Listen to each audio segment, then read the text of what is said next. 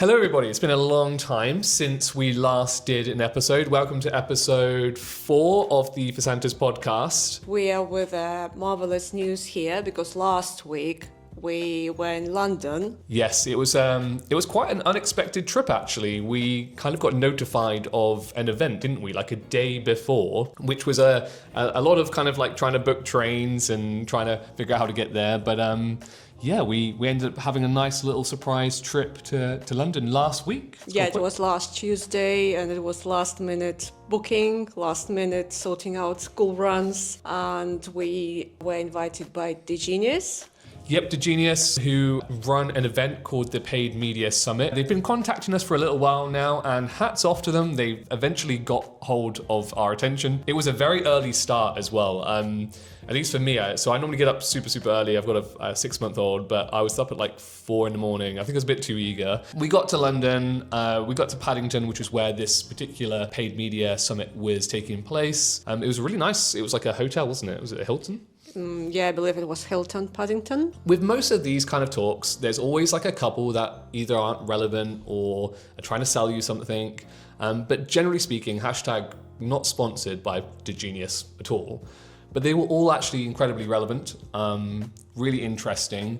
And I especially liked, I think it was the first talk where a gentleman was talking about experimentation and how to be less afraid of it and to go with multiple hypotheses and basically try and experiment and find new ways to do things better. And that kind of forces you out into the abyss a little bit, and it makes you utilize new tools, new processes, new trends, rather than kind of stick within your boundaries of what you know and what's comfortable, which can sometimes lead to a dangerous scenario of falling behind. From that exact talk, I believe the most important part of it was that you have to have your business goal in mind first thing, and then build your experimentation on that. So not just blindly go and spend your client's money, but think of what's your main thing. And then every single experiment has its goal. Even though it wasn't successful, you can always take out some learning from it. You're absolutely right. It's really important to have that kind of end goal in mind. But also he was mentioning that you are going to, the whole point of experimentation is sometimes it will work and sometimes it won't work. And when it doesn't work, that doesn't necessarily mean that it's a complete failure. It means that you've got data there to learn from, to understand why it didn't work. And that data in itself can save you money in the future when you're trying to run other experiments as well. And you had a couple of points around, was it emotional versus rational ad messaging as well? Yeah, I believe emotional ad messaging brings 7 times more traffic. When you think about it, it does make complete sense. And of course, you have to kind of take this with a pinch of salt depending on the campaigns and the marketing that you're running for the client and what the objective is. I can think of a couple of clients where we've had a specific brief to go after domestic customers. And yes, like rational ad messaging about the product or service does make a lot of sense.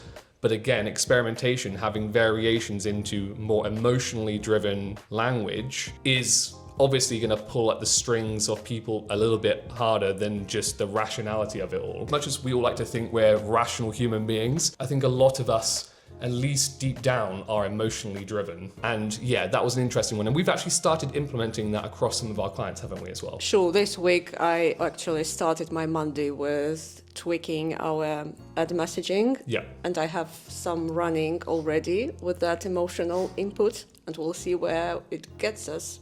I'm really looking forward to that. And I've also been busy doing something similar with a couple of clients. And I've actually implemented some emotional variants using a Claude MCP, which for those of you that aren't into AI automation quite yet, is basically using an AI agent to write me variants of an ad, knowing the account that I'm working on and implementing it without me actually touching Google whatsoever, which has been both liberating but also slightly nerve-wracking all at the same time, because it's a lot of kind of control relinquish. But of course you have to do so with those safety barriers in mind. When I'm doing that, I'm getting Claude to reassure me it knows what it's talking about, and then I tell it to publish. Yeah, so I'm really looking forward to seeing how those results come in.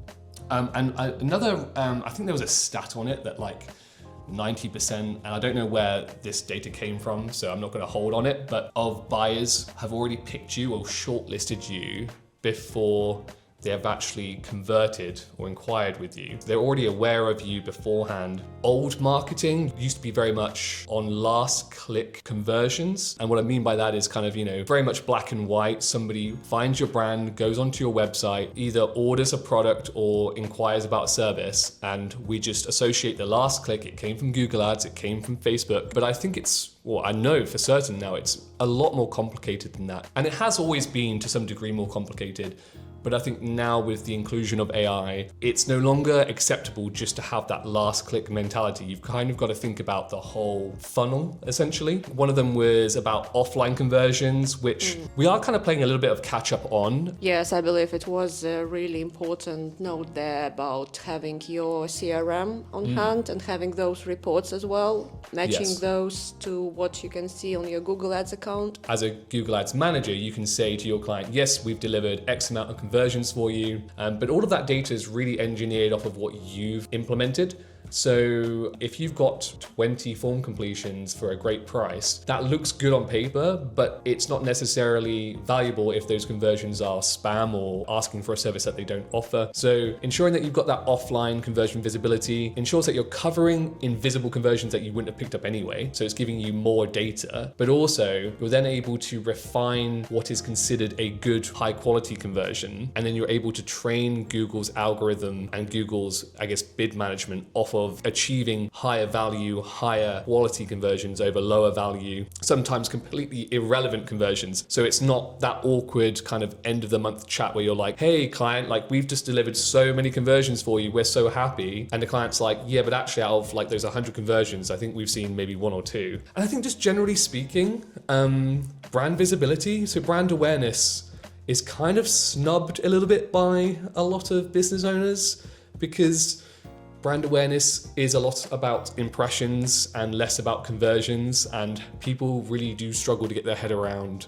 the fact that they might pay a lot of money just to have their brand seen by somebody, but not necessarily clicked on, or inquiries coming through the door, etc. But from the talks that we had when we were there is still a lot to be said about having your brand frontline and center, having people think about your brand, having your brand basically kind of positioned. So Anne, over to you. What did you think about that whole kind of concept? I was really impressed by the fact that by 2028, we're going to have 50% of our traffic coming from AI agents. So our normal approach will not work for us, and we have to think more about more complicated path for our visitors rather than doing our straightforward tasks as we used to have. So I believe you have to rebuild all our Jira board for our marketing clients. We are definitely now leaning into the new kind of era of what can we actually trim down, what can be automated to a degree where it can have human oversight, but not necessarily need to take up too much time. And it's an interesting space that we're now in, where, especially here at Versantus, we're very much human intelligence led, but we like to orchestrate artificial intelligence to help make things more efficient, which I think is the right approach. I think you can definitely lean too far into one direction where it slows things down or it speeds things up to a degree where actually the work quality decreases. But yeah, it's interesting. And that percentage that was given to us at the talk, 50% by 2028, I kind of, again, I could be wrong, but I kind of think that's less. I would expect a lot more. I would expect maybe 80, 90%. I think when AI really truly takes over, which it kind of has done already, there will really be no need to directly access a search engine anymore, because everyone will have their own personal assistant that knows what they want, has everything configured. But yeah, it's an interesting landscape that we are currently in. And I don't know about you, but I'm absolutely exhausted every single day, because when I think I've mastered something new, a better thing happens, and I'm like, oh, I should jump on that next. It feels very shiny object at the moment, but in a productive way. To me, it feels like as soon as I've mastered something new, I'm a few weeks behind already, and there's something new again for me to learn. And another interesting thing from that summit was that we should never forget about our old and nice tools like Google Trends. So with all the AI stuff around, we seem to forget about we can just set up a filter for ourselves and be aware of what people really look for online. Yeah, that's a really good point. Like keeping to some of those like essential basics that we've known for years. It can be very overwhelming is probably the right word when everything's changing around us. But like you just mentioned, there are some kind of basic necessities of looking at Google Trends that still give us a lot of insight. It's probably the most exciting and crazy time to be a marketer. I think it's only going to get better as well. So with some of the things that I've seen, both globally with companies working with marketing, AI, web development, but actually what we're working on in-house, which I'll hopefully be able to share with you in the future, it's incredibly exciting. Everyone's going to have a lot more power to do a lot more. I think right now it can really help make us double, triple, quadruple, maybe 10x productive. So yeah, and there were many other talks. I mean, probably too long for this episode. We'll try and wrap this up very soon. But there were great talks about how to talk to clients, which I thought was very impactful. I think one was provocatively named How to Lose a Client in 90 Days, which we really liked because it's relatable. You know, there are times where clients will speak a certain language, you'll speak a certain language, and that won't connect. And it's important to put yourself in the shoes of the client to understand what their needs are, what is important to them, and how to translate that. Because what we really like to do here at Versantus is we like to both obviously do a great job, be very thorough, data-driven, but we also like to provide a friendly, educational, consultative platform for our clients. So when you jump on board with us, we don't just deliver the work strategically. We will show you what we do, why we do it, and also teach you if you're interested. There are times where we do some really great work and sometimes the client isn't aware of it because what is considered kind of normal and everyday to us is not to them. So I've been encouraging yourself, Anne, and other members of the team, when you're doing great things, which might seem mundane, do report on it. You know, not saying spam your clients with emails, but when you have those cool moments and those nice little wins, report on it, show them what's happened, why it's happened. That just, again, ensures that that transparency and relationship keeps on growing as well. So any more points you'd like to cover, Anne, at all? I tried my hardest and I released a blog post on our website about my insights and my thoughts and feelings on that summit. So you're very welcome to jump on that and give it a little read if you want. Shameless plug, but yeah, agreed. We'll make sure it's in the description below if you're watching on YouTube, or if you're watching on other platforms like LinkedIn, we'll make sure it's in the post as well for you. But yeah, that was a great read and a great summary actually of everything that's happened. Well, we hope you've liked episode 4 of the podcast. We are looking to get more guests on, both internally from Versantus, but also externally from our client roster and further afield. So if you're watching this and you're a client of Versantus, or you want to be a client of Versantus, even better, or you're just interested, you're an expert in your field and you'd like to join us at this early stage of production, then we welcome that. Please feel free to get in contact with us. We'd love to have you on the show. But in the meantime, we'll see you in the next episode. Bye. Cheers. For now. Bye-bye. Bye.